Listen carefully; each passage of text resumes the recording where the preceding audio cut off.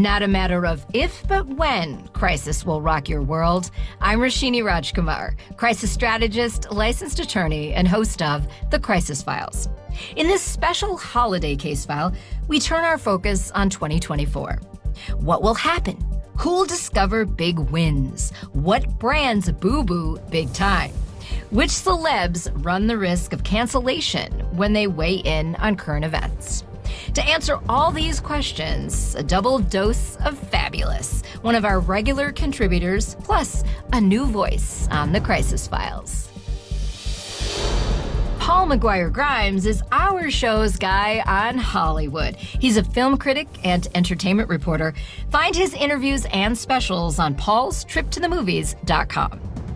Kevin Lynch is a former professional basketball player who was drafted by and played for the Charlotte Hornets and then in the EuroLeagues. All that after a stellar college career with the University of Minnesota. Now you hear him on Bally Sports analyzing Minnesota Timberwolves basketball games. Kevin and Paul come together to discuss the case file I call Crystal Balls. All right, Kevin, let's start with you. We live in a period where sports has become kind of in the fanatical zone. There are super fans. There are people that, wait for hours or days to buy tickets or paint their faces in all these different colors. Can you just, as a former NBA player yourself, is it just nuts or is it just me?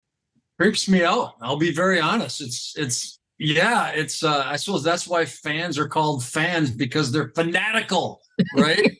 And it gets a little ridiculous, even though I was an athlete, and you appreciate the fact that people pay money to watch a game or to come in person or watching TV. A lot of that's good. But I mean, the fantasy football craze that's going on has turned into a billion-dollar business, And sometimes, like, I'll be out and about on a Sunday afternoon around here, and you have Vikings fans or they're Twins fans, and they're painting their faces, and these dudes are 65, 70 years old. And I'm like, my initial thought is like, dude, get a life. I mean, my initial thought is that paint even good for your skin? And what kind of acne breakout are you going to have? Yes, exactly. That's exactly right. It's not healthy. So stop doing it. Support your team. But I mean, how many Dante Culpepper or Randy Moss jerseys or Brett Favre I don't know, man. It's too much for me. Even though I'm a sports guy, I'm a former athlete, and I'll always be in that sports world to some degree. It's a little too much for me. I know that. So what are your predictions as we look ahead and look at the entire year of 2024? Do you have any players we should be watching or fan groups? I know the Philadelphia Eagles fans get a really bad rap for being kind of violent. And what should we be looking for across all sports? Yeah, I mean, the craziness of these. It's funny you bring up Philadelphia, because sometimes the Sixer fans will travel to Minnesota to watch a Philadelphia Timberwolves game, and they are out of control, and it gets pretty ridiculous. Predictions as far as fans, I don't know if I can go there so much, but I know the Timberwolves are going to be going deep into the playoffs. That's a good thing. The Vikings, we'll wait and see, but. Hey, any other teams outside of Minnesota for some of our other listeners out there? I know you're a little biased. Well, I know at least in the NBA, since my expertise is apparently basketball, but I will say the Boston Celtics and the Milwaukee Bucks are going to meet up in the Eastern Conference Finals in the NBA come May. Look, write this down. I'm writing this down. Yeah, Boston Celtics and the Milwaukee Bucks are going to have a pretty tough and nasty series come the end of May, early June to get to the NBA Finals. And that's my big prediction. So it's going to be Boston and Milwaukee with two really good rosters and tough teams. It's going to be fun. Paul, does it ever get this fanatical in Hollywood and on the entertainment scene? Oh, for sure. I mean, I think especially when you think about awards season, we're kind of starting that right now, is like every movie that comes out, like, okay, what are the Oscar chances? Who's going to be up? With every award ceremony, like there's something else gets revealed or someone else wins, and then it kind of shakes everything up. And, everything changes right before the Oscars when you think about Best Picture. And, speaking of sports, we're seeing this kind of merge right now, given like Taylor Swift, Travis Kelce phenomenon of what that really is. Like you could go a few different ways with that, but I would not be surprised if we see some musician or some actor then dating a football player or a sports player in the next year to kind of merge those two businesses together to bring more eyeballs on that. Right. So in a way, new trend setting that couple is. While you mention it, because you mentioned it, Oscars, now everything's come out that's going to have a chance at the Oscars in 2024. Do you have any predictions that I can write down right now? Yes, get that pen handy. So I really think that the three movies that people have seen and loved, I'm talking about Oppenheimer, Barbie, Killers of the Flower Moon, I think will be three big heavy hitters going in, now that we're in this award season of like, what do we have our eyes on? Will this be Christopher Nolan's big year to win Best Director and have his movie win Best Picture? Or could something smaller kind of sneak in? I mean, I think about Everything Everywhere All at Once or Coda or Parasite. Those all became very late season favorites that kind of plowed through at the very end. So I wouldn't be surprised if like down the road if a movie like The Holdovers or like kind of snuck in at the last minute. They came to, like, in at the end of 2023. Yes. Mm-hmm. Yeah. So I could see something like that happening, but Oppenheimer, Killers of the Flower Moon, they could be big juggernauts or even Barbie to like win over. And I think with those three movies specifically too, like they have broad appeal, as we saw with the whole Barbenheimer phenomenon this year, where moviegoers of all ages and movie-going experiences went to see those two movies, whether they thought it was something they would typically see or not. They wanted in on it. And I think that's also goes into this whole fanatical, like I saw people going to theater dressed as Barbie, like they came in groups, they took photos. I think there's that mindset there of finding something that we love and enjoy and embracing it and even being a little bit more fanatical about that. And I think we're going to see that even more as we all try to just grasp something that we love and hold on to it dearly. And for me, it is the movies. Well, frankly, anything Margot Robbie touches turns to gold. She was the star of Barbie. And then when you just add in the beautiful Ryan Gosling, I mean, you got a winner. I mean, a winner no matter what. So it will be interesting to see your prediction and how those three movies go. Well, I want to turn now to kind of the topic of social issues. And in both your worlds of entertainment, sports, athletes, celebrities, actors, singers, they are getting more involved in causes. They're being more public. And in some cases, they are getting some backlash for speaking out. Recently, at the end of 2023, Susan Sarandon was dropped by her agents at United Talent Agency. Melissa Barrera was fired from Scream 7. First of all, that's a whole other episode that there are 7 Scream movies. I'm ready for it. Don't you worry. Well, let's save that for the summer. Israeli offensive comments in Gaza, quote, genocide and ethnic cleansing. So these actors have opinions, and at least all of us here on this episode live in the United States of America, which are supposed to have free speech rights. So, Paul, let's start with you on celebrities going down that road, because these are especially Susan Sarandon, very well-known celebrity, dropped by her agent. Oh, for sure. So I think what we need to think about here is how we use our social media platform and knowing that yes, we all have free speech to say what we want. That does not mean that there are not consequences for the things that we say and the things that we do, which is what is happening to people like Susan and Melissa.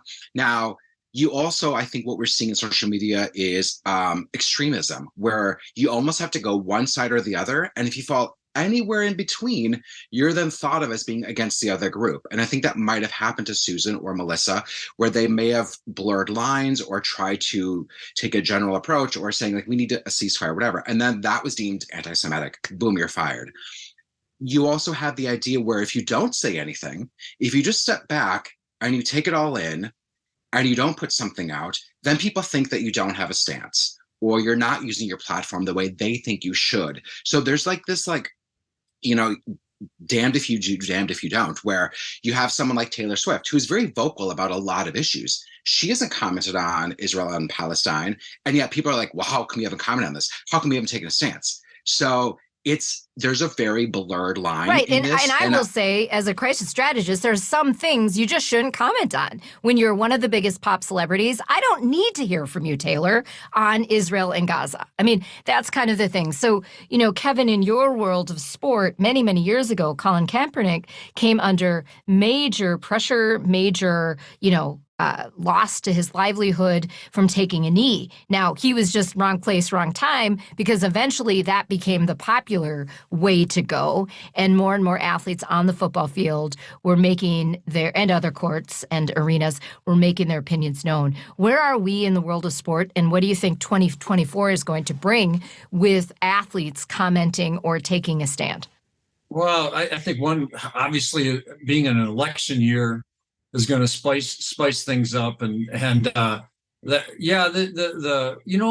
one thing with sports is I always kind of thought, and it's been like this for a long time when it comes to athletics and sports and the interest in sports, is how it seems like it's always kind of been separate, right? I mean, you can it's a way to entertain, and I always kind of look at sports, at least for me, as a way to get away from whatever difficulties that are going on in the political world or the social world. I always thought it's a good way to, because I don't want stuff to be thrown at me constantly. I need a break from things and the nastiness of what's going on out there. And I think everybody needs that. So, but it has become more politicized for sure. Sports has.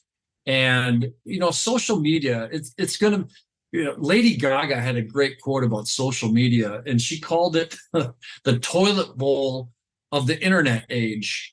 And I don't think everybody needs to know what I feel about this or that, whether it's something political or social or anything else. I don't need to be out there, giving my thoughts, feelings, opinions. Your literal 2 cents. I mean, that's really what it is, right? I mean, people feel like they have to jump in, and it's gotten to, I would say, pandemic proportions. Yeah, it's too much. It's too much for me. Now, some people can't help it. I got a friend of mine who's on Facebook, and he's always posting pictures of him with his shirt off. He's good, is in shape, and he's always flexing. And it's like, that's not for me. It's like, everybody doesn't need to know everything that I think and my opinions and everything I'm doing. So, to be honest with you, when it comes to social media and all these topics that are going on in our world, I just back off, and that brings more peace to my life. Right. Well, I personally applaud you. And what I would say is less is more. If you really have something to say, and I'll kind of share this story I read in the Wall Street Journal in one of the mornings of December, this wonderful column from a professor at Berkeley who said he hired someone to interview hundreds of college students around the country. And he asked them to name the river and the sea that they're mentioning when they say from the river to the sea. And most could not name which river or which sea. And then when they were told what it meant, more than nearly 70%, more than half, took back their support of that statement. So it's really about discerning what's out there. Paul, any predictions for 2024 of who's going to get it really right and who's going to mess up and have some big boo-boos? Oh man, I think we're going to see people being even more vocal than before. That's what I'll say. If we think going into another political cycle, people will lessen their stances, I think going into this cycle, it will be even more than ever. People will be using social media, word show speeches, whatever it is, to have their voice. And let's not forget too, I think sometimes we think athletes, entertainers, we only want to see them under that one label that we give them, but we're all people. Like, we all have a voice, we all have a platform in some sense. So we should be able to use that to speak out on whatever it is. That doesn't mean we have to speak out on every issue, but I think we are going to be seeing it even more. You may need to find out what your voice is like. What does that mean for you as a person? Kevin, you talked about maybe that isn't your thing, so you kind of scale back a bit, and that makes total sense. We don't always need to be vocal. We can maybe donate to our favorite causes. We can have those smaller conversations with people. I think people that typically have been very vocal in the past will be even more moving forward. I think we'll see people on protest lines. I see people being endorsing certain political candidates. I think it'll be even greater than it's ever been before going into this election cycle.